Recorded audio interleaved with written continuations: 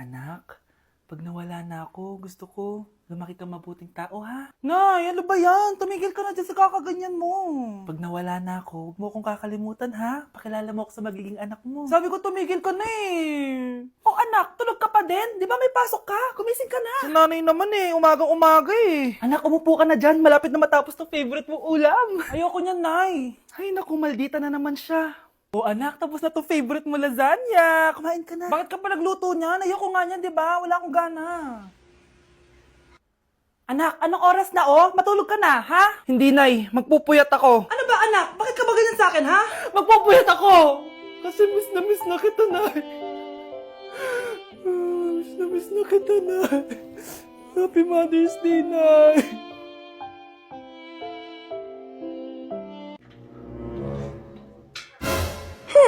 At umuwi ka pang bata ka, ah? Anong oras na, oh? Di ba sexy bawal gabihin, ha? Parang wala nag-aalala sa'yo, ah. Nay, ginabi ako kasi. Gumawa kasi kami na research. Research mo mukha mo. Naglaro lang kayo ng mga klase mo, di ba? Halika dito. Ano? Magsisinungaling ka ba, ha? Ulitin mo ba yan, ha? Nay, panalo kami. Ako last shot. Panalo ka pa, ha? Di ba sabi ko sa'yo bago ka muna lumabas kasi may lagnat ka kahapon? Ang tigas talaga ng ulo mo. Ilang beses ko na sinabi sa'yo yan, ah. Halika dito. Na naman? Pasaway ka bata ka. Aray, Nay. Masakit na nga yung katawan ko sa basketball, eh. Ayan, ang kulit mo kasi. Sige na nga. Punta ka dito. Oh, lagyan na lang natin yan ng Tiger Balm plaster para mabawasan ng sakit, ha? Sige po, Nay. Aray! Nay, dahan-dahan naman. O ano, masakit? Ulitin mo pa, para mas masakit pa.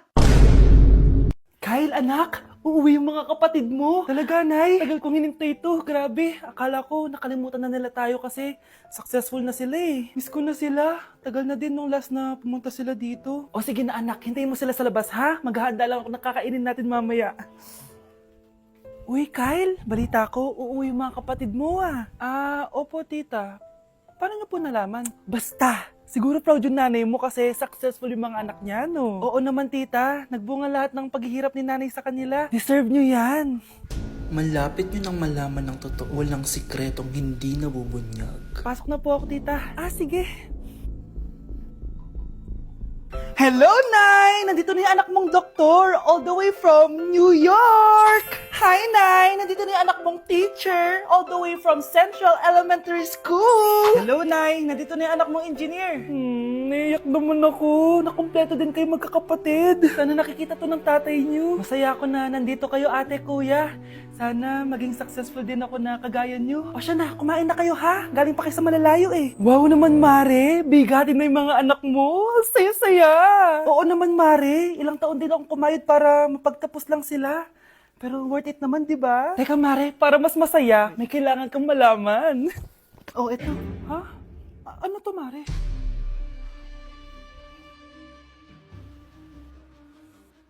Nay, bakit po? Mga sinungaling kayo? Paano niyo nagawa sa akin to, ha?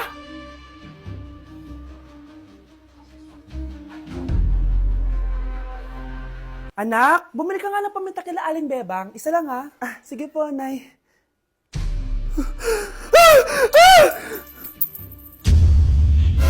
Nay, itapon mo yan! Ikakamatay natin yan eh! Napapano ka ba anak ha? May napanood kasi ako, Nay! Itapon mo yan! Ay na nga ba sinasabi ko eh! Kaka-cellphone mo yan eh! Kung ano-ano pinapanood mo! Ayoko pa mamatay! Nababaliw na ata to. O anak, magluluto na ako ng ulam natin. Anong gusto mo ulam? Pinakbet? Ayoko ng gulay na. Ayoko yung pinakbet na yan. Fried chicken? Nakakasawa na yung fried chicken na yan, Nay. Gusto ko yung may sabaw. Ang arte mo naman, anak. Anong gusto mo? Sopas? Sopas? Para naman tayo nasa lamay yan eh. Gusto ko yung may baboy. Alam ko na. Sinigang na baboy.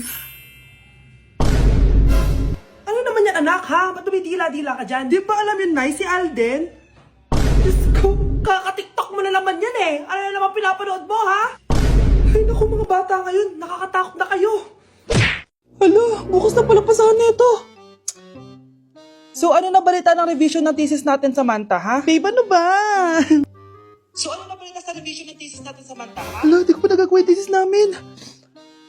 Nagka-emergency kasi. Sus, emergency? Kasama mo lang naman jowa mo. Tanggalin kita sa group dyan eh. Patay, lagot ako neto, babe. Paano niyan tayo?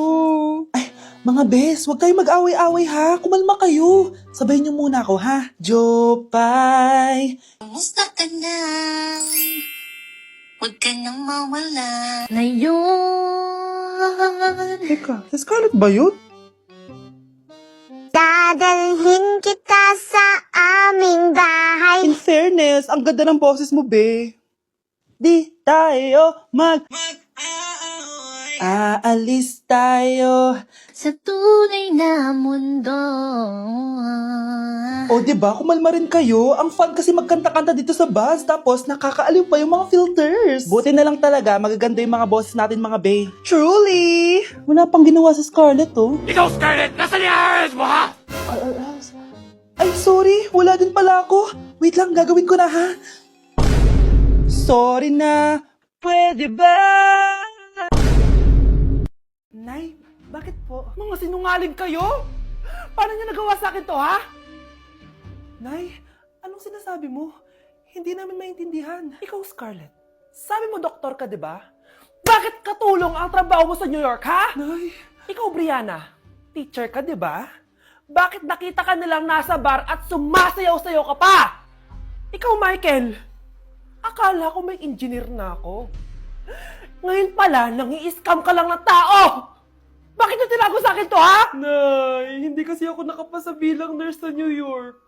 Sabi nila, mas magaling kasi talaga si Brianna compare sa akin. Kaya rumakit muna ako bilang katulong para makapag-aral ulit. Oo, Nay, sumasayaw ako sa bar.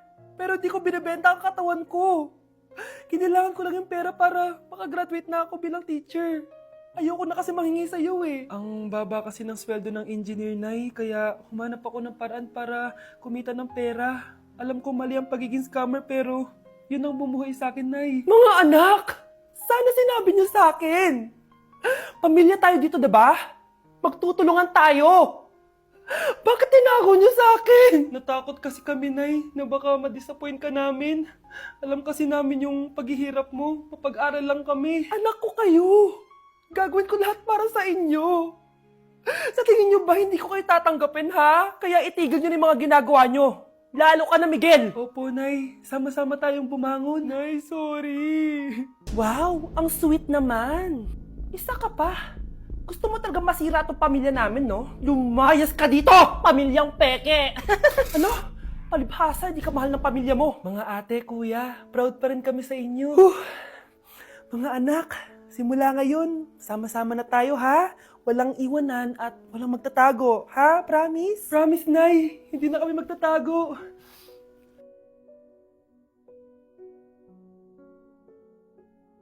Decote, viciado em vela desceu, desceu,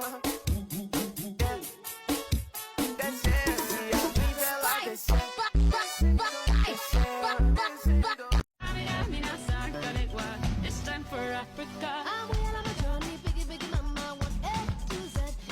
Nakikiramay po ako sa pagkawala ng asawa niyo. Masakit para sa amin ang pagkawala niya. Kailan pala namin makukuha yung mga ipapamana niya sa amin? Ipaprocess pa po namin yun, ma'am. I-update na lang po namin kayo. Sige po, attorney. Sakit ng pagkawala niya. Nay, tignan mo, may medal ako. Oh, ano namang paki ko dyan? Di ka ba proud sa akin? Hindi. At wala akong paki sa'yo. Iniwan ka na ng tatay mo, di ba? Kaya pwede ka nang umalis dito. Bakit ka ba ganyan sa akin, Nay? Huwag mo nga akong matawag-tawag na nanay dyan. Kadiri! Hindi kita anak. Ang nanay mo, wala na. Malandi kasi. Nay, gutom na ako. Ay, gutom na baby ko. Wait lang, mag-order ako ng steak for you, ha? Yay! Steak, my favorite! Ampun lang pala ako. Nasaan na yung totoo ko, nanay?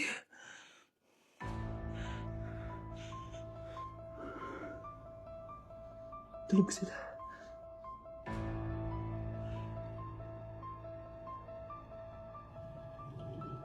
Nasaan na yun? Ito ba si nanay? Ay! Sino ba ito tumatawag na to? Muntik na yun. Attorney? Hello ma'am, may update na po sa ipapamana ng namatay niyo pong asawa. Sige. Punta ka dito sa bahay. Sa wakas, ito na yung araw na pinakahihintay ko. Hoy, ikaw! Pag dumating dito si attorney, magtago ka. Hindi niya pwedeng malaman na may isa pang anak ang asawa ko. Sige po. Ma'am, nakuha na po namin yung last will and testament ng asawa niyo. Ang nakasulat po dito ay, ang 50% ng kayamanan niya ay mapupunta po sa inyo. Ha?